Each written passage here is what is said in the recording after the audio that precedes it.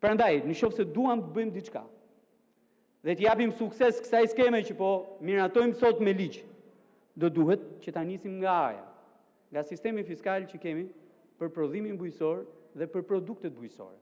Nëse s'bëjmë këtë, ky ligj ka dështuar që tani. E votojmë ne, se votojmë ne, është një histori tjetër, po është i dështuar eksaktësisht për këtë gjë. E dyta gjë që duhet bërë, dhe duhet bërë shumë qartë, duhet ndarë zotruesi i inputeve bujqësore, nga grumbulluesi, nga eksportuesi, dhe në fund fare edhe nga financuesi.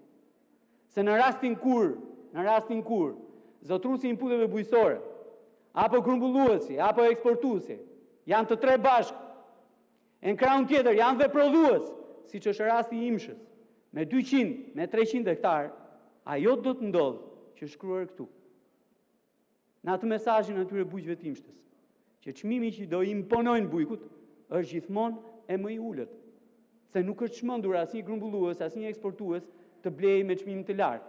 Jo, do të blejë me çmim të ulët për të fituar gjithnjë më shumë.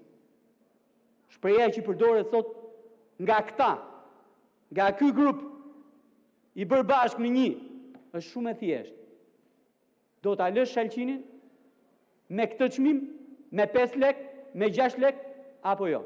Jo, po ik pirdhu, më falni për shprehjen, ik pirdhu se nuk ta marr. Kjo është marrëdhënia tregtare sot atje në fusha.